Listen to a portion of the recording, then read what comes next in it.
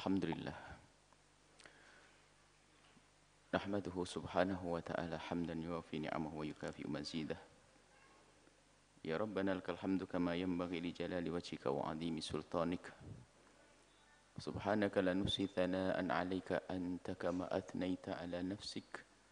Walakal hamdu walakal syukru 'ala dhalik. Allahumma salli wa sallim ala habibina sayyidina Muhammad wa ala alihi wa ashabihi wa tabi'ina lahum bi ihsanin ila yaumiddin.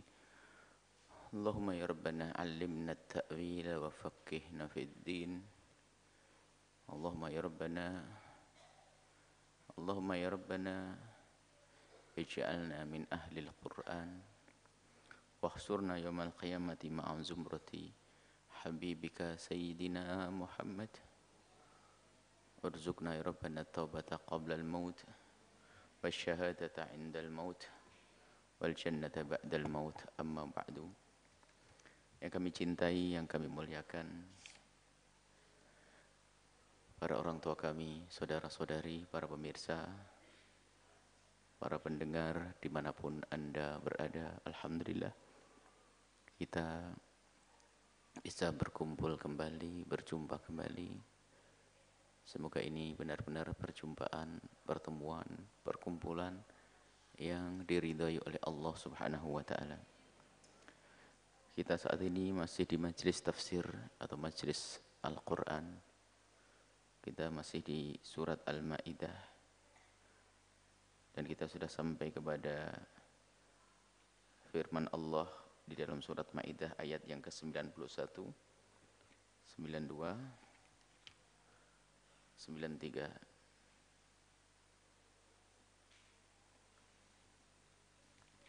A'udzu billahi minasyaitonir rajim. Bismillahirrahmanirrahim. Ya ayyuhalladzina amanu innamal khamru wal maisiru wal ansabu wal azlamu rijsum min amali syaitan fajtanibuhu la'allakum tuflihun. إنما يريد الشيطان أن يوقع بينكم العداوة والبغضاء في الخمر والميسر ويسدكم عن ذكر الله وعن الصلاة فهل أنتم منتهون وأطيعوا الله وأطيعوا الرسول واحذروا فإن توليتم فاعلموا أنما على رسولنا البلاغ المبين ليس على الذين آمنوا وعملوا الصالحات جناح فيما طعموا إذا ما اتقوا وآمنوا وعملوا الصالحات ثم اتقوا وآمنوا ثم اتقوا وأحسنوا والله يحب المحسنين.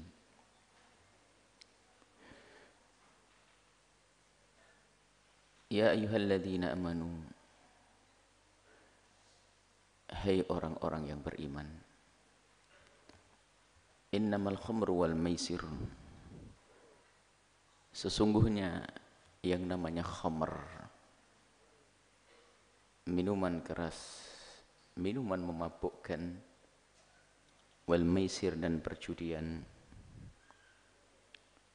wal ansabu dan berhala-berhala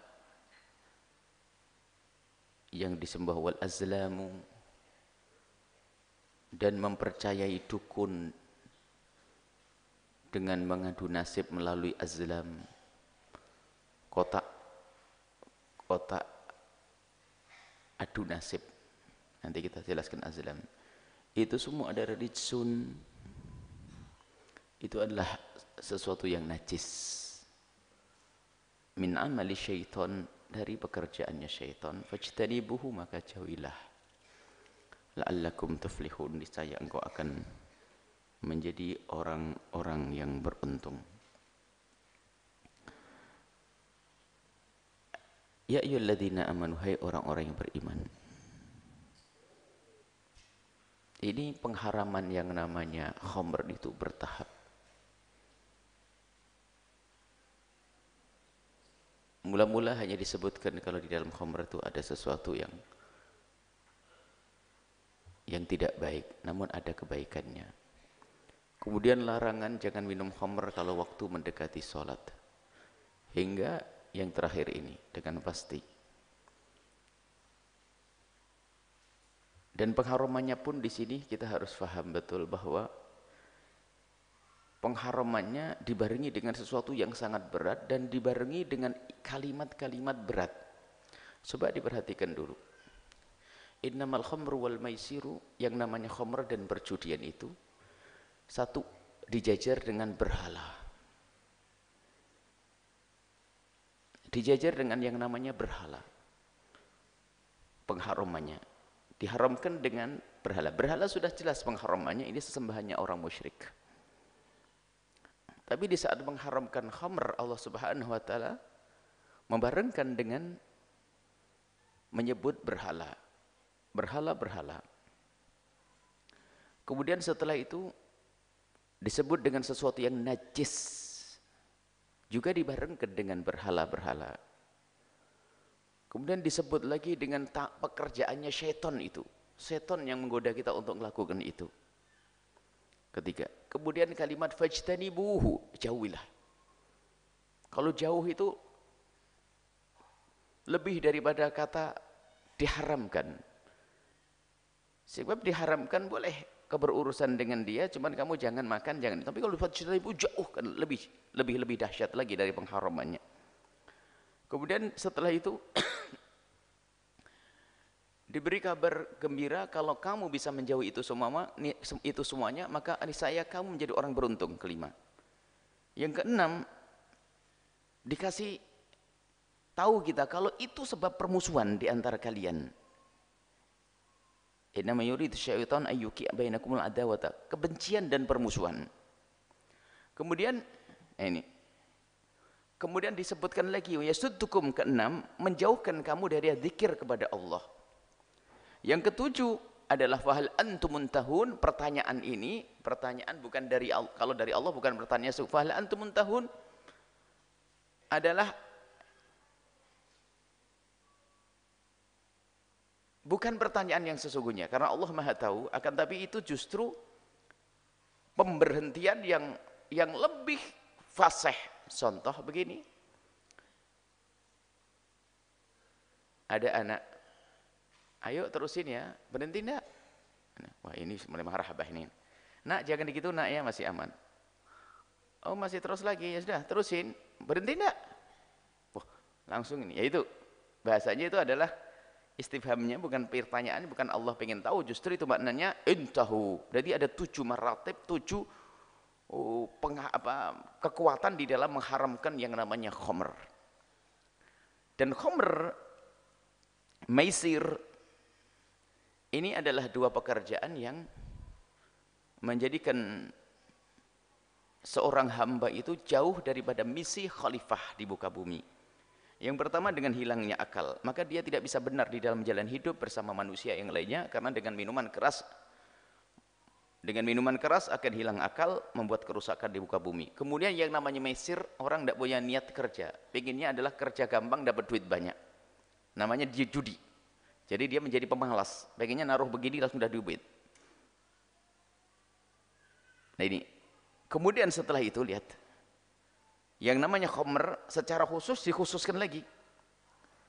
Jelas itu najis, adalah najis. Dan najis ini para ulama mengatakan bahwasanya najisnya khamr itu adalah najis hissi dan maknawi, najis dohir dan batin.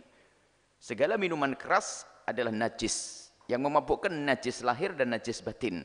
Najis batin memang ada murka Allah, dosa. Dohirnya kalau kena baju kita di dalam sholat, maka sholat kita tidak sah, kecuali yang dinukil dari Imam Muzani misalnya, Imam Rabi'atul Ra'i, dan juga yang dinukil dari Syaukani misalnya. Akan tapi jumhur ulama atau ulama semua mengatakan bahwasanya, jumhur ulama mengatakan bahwasanya najisnya minuman keras itu adalah najis zahir dan najis batin. Najis zahir adalah kalau bersentuhan dengan baju dan badan dan tempat sholat kita, maka sholat kita tidak sah. Dan termasuk di dalamnya adalah, ini kalimat khamr ini adalah khamr. Khamr itu sesuatu yang menjadikan akal itu tertutup. Padahal di Arab waktu itu, adanya khamr itu adalah hanya daripada anggur dan kurma. Allah dengan kalimat innamal khamru, Allah Maha tahu tentang makhluknya tentunya. Dan tidak menyebutkan Allah innamal khamru atau menyebutkan tentang asirul inab atau apa saja gitu. Tapi Allah menyebutkan makna yang lebih luas. Bukan jus korma dan anggur yang dipendam kemudian sampai keluar buih, kemudian menjadi dipendam di tempat yang panas, kemudian keluar buih, kemudian berubah lalu mabukkan. Tidak itu.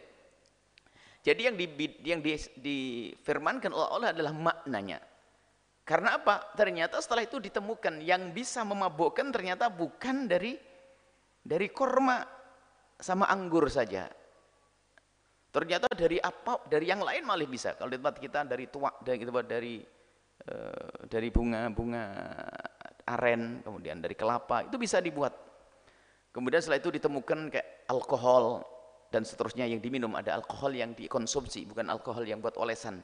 Sebab sangat beda, nama ilmiah pun juga beda. Alkohol buat minyak wangi bukan alkohol yang yang bisa diminum.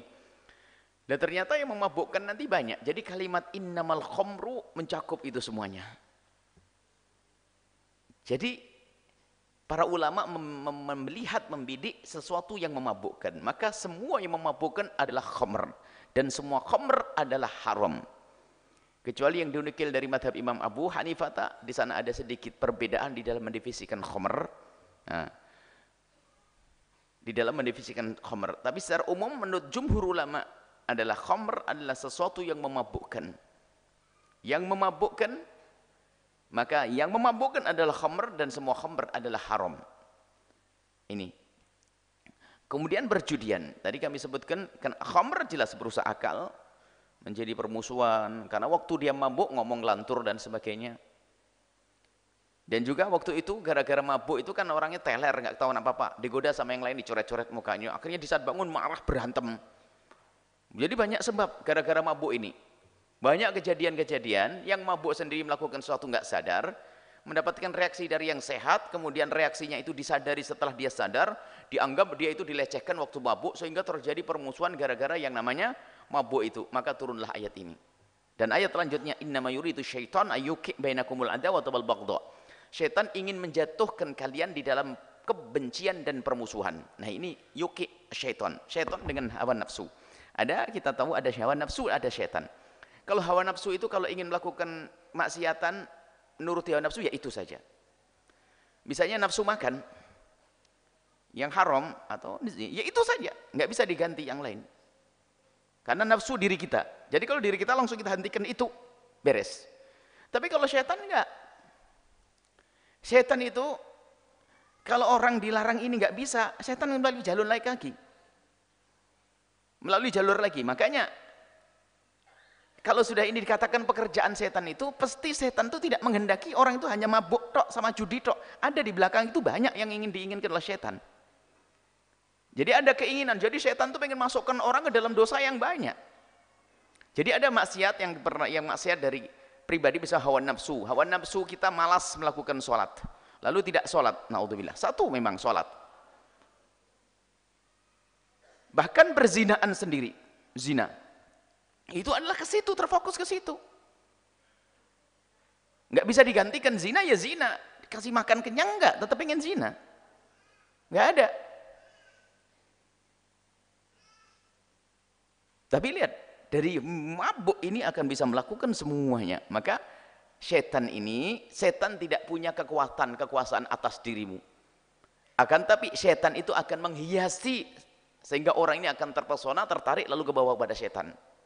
Dikisahkan suatu ketika ada Barseso, kisah dari orang zaman dahulu Yahudi.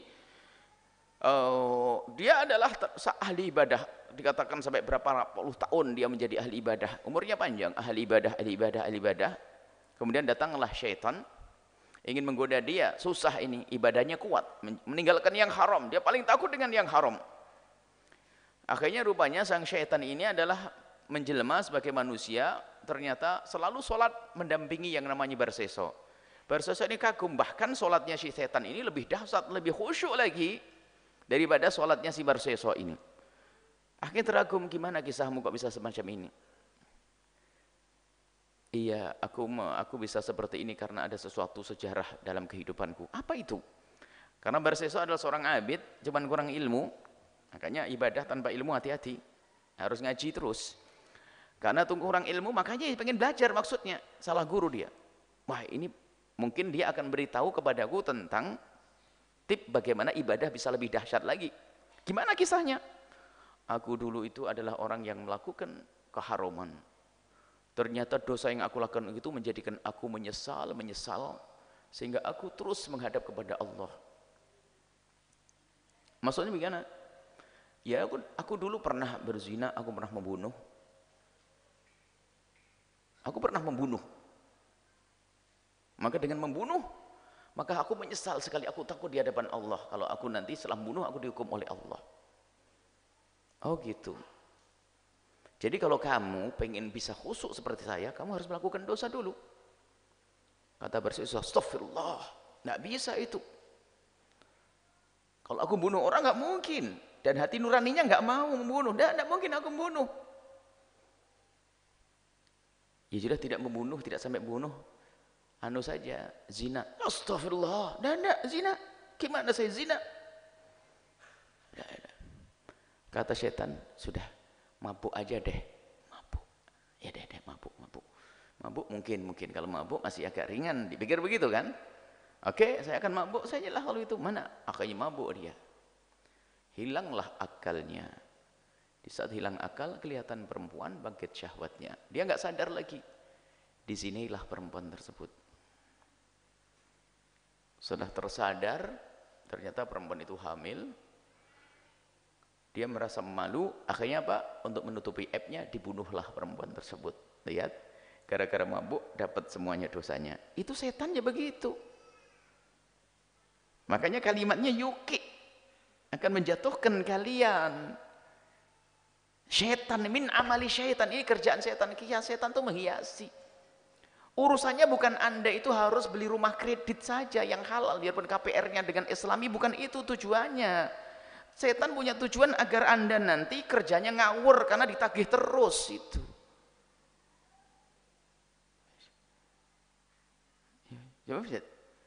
Setan ngerti biar nanti padahal orangnya menjaga halal, haram halal. Lah karena tagihannya banyak, kan mikir dari mana dapat rezeki. Akhirnya malu, hajinya pun pakai ngutang dulu. Itu setan yang nyuruh. Sebab kalau sudah pulang haji, Pak Haji punya utang kan malu. Setan sudah mulai tepuk tangan, cari duit, bayari dong. Tapi susah, apa aja deh, pokoknya jadi duit. Nah, masuk sana. Jadi setan tuh begitu menghiasi, kadang menghiasi ibadah. Kayak tadi itu. Jadi ini dikatakan min amali syaitan, dari pekerjaannya syaitan. Innama yuridu syaitan ayyuqi bainakumul adawata. Lihat, gara-gara yang namanya minuman keras terjadi permusuhan, nggak ada cinta nanti. Wal maisir pun juga, perjudian nggak ada orang saling mencintai lalu berjudi, itu nggak ada. Mesti aku kalah kemarin, awas nanti saya akan pasang lagi, saya akan sampai dia kalah. Dan judi itu sendiri menjadikan alam itu tidak lestari, sebab hidup tidak seperti itu. Hidup harus bekerja, ada saat memberi, ada saat menerima, seperti itu, bukan mengambil saja. Dan pengambilannya pun di saat memberi pun dengan penuh kerelaan. Itulah kelestarian hidup. Bukan habis-habisan judi. Jadi judi tidak akan membawa keberuntungan. Bahkan yang beruntung dalam judi pun lupa bahwa dia telah rugi lebih banyak lagi. Begitulah penjudi. Sehingga yuki bainakumul adawata wal baghdha, gara-gara berjudi terjadi pertikaian. Bukan dengan penjudinya sendiri, kadang pulang ke rumah ternyata rumahnya sudah habis, ini habis. Bahkan ada yang sampai anak perempuannya digadekan untuk itu semuanya. Kehinaan gara-gara perjudian. Coba Anda pernah mendengar berita perjudian? Maka jangan main-main. Pengharamannya sangat berat. Pengharaman judi sangat berat, dibarengi dengan 7 martabat tadi, 7 pengukuhan tentang pengharaman yang namanya judi. Innama yuridu syaitan, ini adalah yang diajak bicara sudah. Kalau tadi kan sifatnya umum. Allah Subhanahu wa taala ngajak orang yang beriman, ya ayyuhalladzina amanu innamal khamru wal maisiru wal ansabu wal azlam. Ansab wal azlam itu pekerjaannya orang beriman, bukan. Sebenarnya enggak masuk orang beriman dalam ansab wal azlam. Sementara yang diajak bicara adalah orang yang beriman. Hei orang-orang beriman, sudah ngerti kalau berhala adalah enggak boleh disembah, sudah ngerti orang Cuman Allah menggandengkan antara khamr. Nah, ini sebetulnya khamr sama maisir ini orang Islam masih suka main. Makanya disebut Allah yang namanya judi dan minuman keras, hei orang yang beriman, karena orang beriman masih ada yang melakukan. Makanya dijajar. Padahal yang diajak bicara adalah orang-orang yang beriman. Hei orang yang beriman, yang namanya minuman keras, kemudian namanya judi, kemudian juga berhala, kemudian kotak-kotak adu nasib. Jadi kotak adu nasib itu saya jelaskan dulu. Di sana itu ada 3 kotak. Ada berhala, kemudian 3 kotak, ada dukunnya nanti. Kalau ada orang pengen nikah, itu langsung ngelempar duit atau apa. Nanti kalau kena kotak yang laksanakan menikah. Kalau kotak yang tidak ya nggak jadi nikah. Kalau kotak yang kosong ada 3 kotak. Sama kayak anak sekolah menjawab ABC pakai ngitung kancing itu. Masih ingat enggak? ABC pakai ngitung kancing.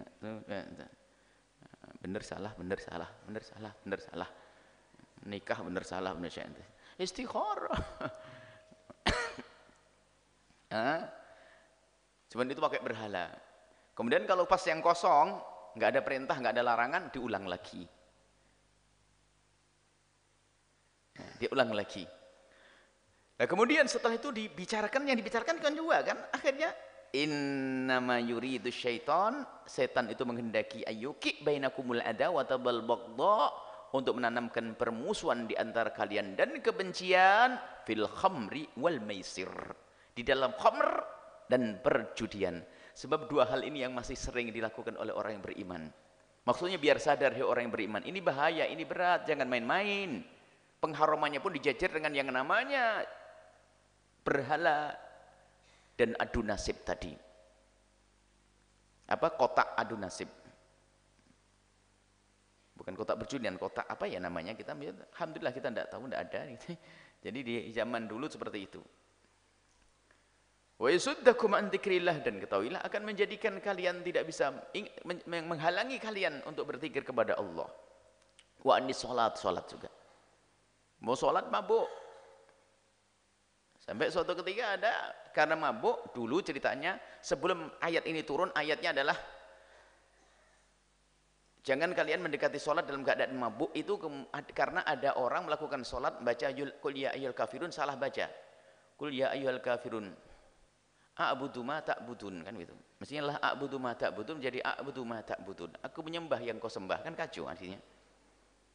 Nah, makanya tidak boleh dekat-dekat sholat. Kalau minuman keras jangan mendekati waktu sholat. Itu indahnya, karena waktu itu indahnya cara mengharamkannya Allah. Karena waktu itu di Arab itu sudah menjadi kebiasaan namanya minuman keras. Sehingga di saat musim dingin dan seterusnya, maka cara mengharamkannya pun juga bitadarruj, bertahap. Sampai ini dengan pengharaman yang sangat berat dengan 7 martabat penguatan tentang pengharaman tadi. Fahal antum muntahun. Nah, kalimat fahal antum muntahun ini tadi, berhentilah kau. Karena itu semua menjadikan kalian bermusuhan dengan saudara, dengan anak, dengan ini. Wong istri baik-baik di rumah, tiba-tiba, rumah ini sudah miliknya orang, kan enggak? Habis. Dan orang berjudi itu gila. Dia selalu dengan khayalnya saja. Nah, hilang, sudah diiming-iming dengan harapan-harapan yang tak jelas itu. Terus dia penasaran. Dan hendaknya semuanya bertobat kalau pernah masuk yang demikian itu. Akan tapi ketahuilah, bekerja, dan kalau orang punya keimanan, ini kan orang beriman, jika engkau bekerja dengan serius, ketahuilah sebelum engkau mendapatkan gaji, maka engkau sudah mendapatkan pahala yang sudah disimpan di sana. Bahkan pahalanya sangat besar. Dan dengan bekerja yang normal itulah terjadilah sebuah kehidupan yang baik di semesta ini. Karena tugas semua adalah untuk melestarikan alam khalifah Allah di muka bumi. Maka bekerja yang normal sesuai dengan syariat, bukan berjudi. Kalau berjudi itu hancur-hancuran. Di samping perjudian ada tempat tinggi untuk bunuh diri, disiapin itu. Dan tidak ada kasih sayang, bunuh diri enggak ada, jangan-jangan. Sudah mati sana. A'udzubillah. Kau senang bergaul dengan yang demikian itu. Maka jangan dekat-dekat dengan perjudian. Dan macam-macam perjudian luas medannya, itu jago. Jadi ya mentalnya itu mental berjudi. Kalau sudah mental berjudi, apa saja bisa jadi judi. Pilkada jadi judi. Kalau menang ini, kamu ini. Adu jago, ya. Biliat, ya. Macam-macam. Mentalnya mental judi, apa aja bisa jadi judi. Kalau biasa. Ayo taruhan berapa? Makanya di pondok kalau dia kata taruhan bahasa taruhan aja. Kok ada bahasa taruhan di pondok? Hah? Nggak ada bahasa taruhan. Taruhan ayo. Ada kan nggak sekarang? Taruhan yuk. Sebenarnya ini lesan penjudi, biarpun tidak berjudi. Jangan pakai kalimat taruhan. Pakai nadar aja sih dari gini. Kalau nanti kamu tapi tidak dengan bagian dengan kalau insya Allah abah saya datang hari ini kamu tak traktir semuanya gitu aja deh. Niatnya niat yang baik gitu. Kok pakai taruhan apa yuk? Taruhan kan bahasa judi. Kalah menang. Wa atiullah wa atiur rasula wahdaru. Patuhlah engkau wahai orang yang beriman kepada Allah dan patuhlah engkau kepada Rasulullah. Ini peringatan bahwa syaitan itu menjadikan kita tidak patuh itu tidak bisa. Maka kalian wahdaru, waspada. Upaya setan tadi loh kalian waspada. Setan itu tidak bisa menjadikan kita tidak taat kepada Allah, nggak bisa. Dan setan tidak bisa menjadikan kita tidak taat kepada Rasulullah. Cuman memang setan tidak punya kehendak, tidak bisa mengganggu kehendak kita. Setan tidak punya pengaruh berat kepada manusia itu. Yang bisa dilakukan adalah dengan menghiasi, menggoda. Dan itu sudah dari dari awal permusuhan setan dengan kita itu. Mulai dari Nabi Adam alaihissalam. Lihat Nabi Adam sendiri bagaimana kisahnya setan. Tidak mengatakan, hei Adam makan doba kulti. Oh enggak. Dikatakan ini adalah buah keabadian. Namanya khulud. Bukan makanlah Adam. Kalau Nabi Adam disuruh makan saja ngerti. Pernah dilarang kan. Akan tapi ini adalah buah keabadian. Kamu tidak dilarang kecuali karena kamu akan abadi. Dalam Al-Quran disebutkan bahwasanya kamu gara-gara makan ini akan abadi. Dipalsukan. Beritanya dirubah. Baru setelah itu Sayyidina Adam alaihissalam jadi makan. Dan begitulah kerjaan setan. Jadi setan itu kalau ingin menjerumuskan orang dalam kemaksiatan tidak secara langsung. Sebab orang beriman nggak bisa. Nggak mau. Kalau dijerumuskan nggak bisa. Tapi diberi iming-iming seolah-olah sesuatu itu lebih bagus. Akan tapi ternyata setelah itu dikeluarkan dari wilayah kemuliaan tersebut. Ini nasihatnya macam-macam. Santri misalnya. Kalau anak pondok. Ini setan kalau ngerusak tidak, keluar dari pondok. Enggak mungkin, dari kecil cita-citanya mondok kok. Dari kecil cita-citanya mondok, orang tua juga mondok, tapi enggak begitu caranya setan goda. Diiming-iming bahwasanya di luar sana ada lebih hebat lagi, di sana.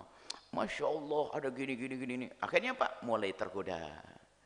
Tujuannya setan bukan memindah seorang santri ke pondok sana, enggak. Yang penting keluar dulu kata setan. Kan sudah keluar nanti kasih tontonan televisi, ngobrol sama yang lainnya, dibisik sama setan, nanti keluar tapi tidak masuk. Itu yang diinginkan setan. Cuman caranya nggak begitu. Jadi yang penting keluar dulu.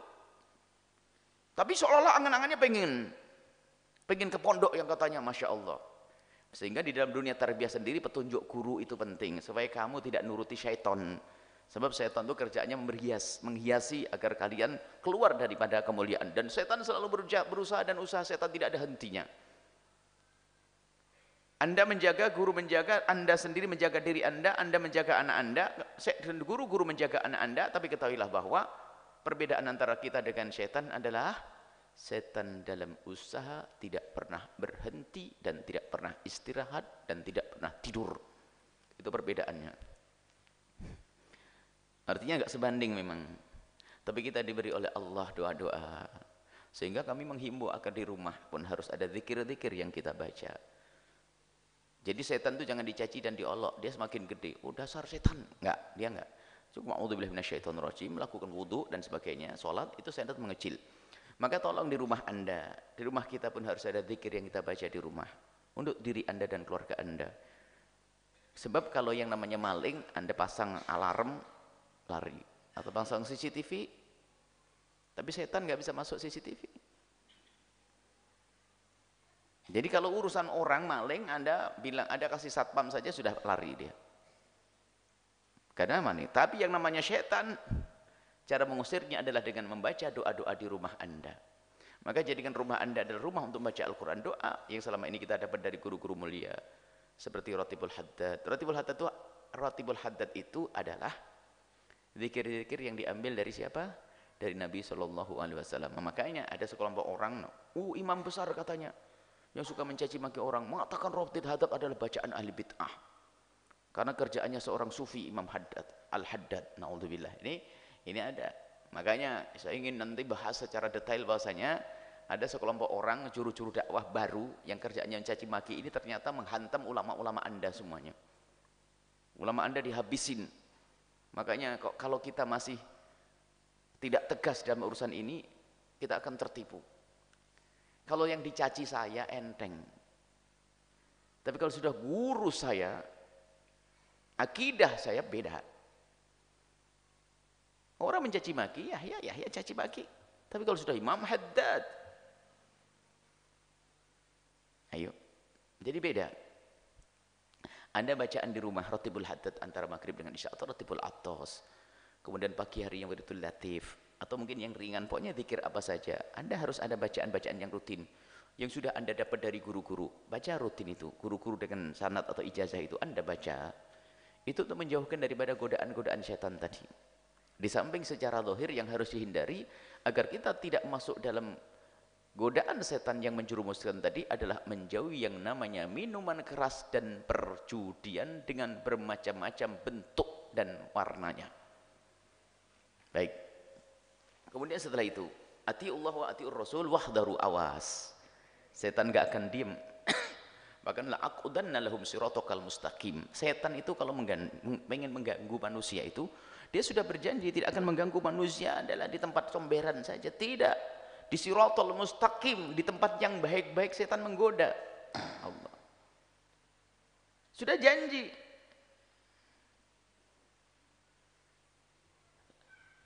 Aku akan menggoda di tempat-tempat yang baik. Tempat ibadah, tempat ngaji. Setan berperan di situ, naudzubillah. Tapi bisanya hanya menghiasi saja. Tapi tidak bisa mengubah kemauan kita, enggak bisa. Tapi hanya menghiasi, menjadikan orang terpesona lalu ngikuti begitu. Nah itu tadi kayak dengan cara minum khamr dulu, judi, atau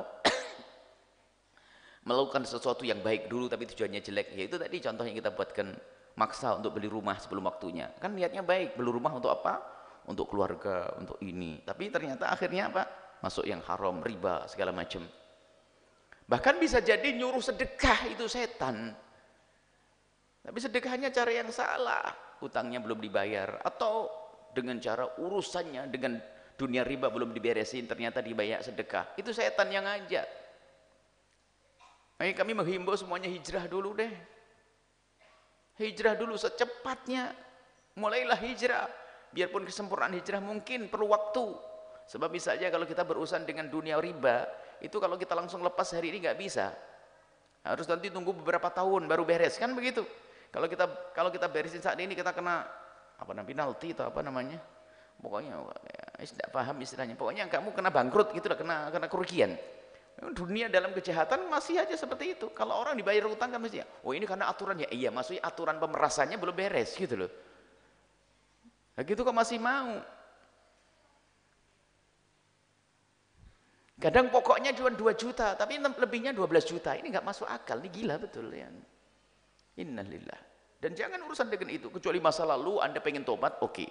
Kalau Anda memulai dalam keadaan semacam ini, khawatir ada musibah yang datang kepada Anda. Ini nah, tujuannya setan adalah ke sana. Masuknya sih baik, nolong misalnya untuk bantu dan sebagainya. Pernah salah satu sahabat yang dia pengen menolong suatu ketika, dia adalah biasa jualan sesuatu. Kemudian setelah itu dia komunikasi dengan orang di kampung-kampung menjelang lebaran.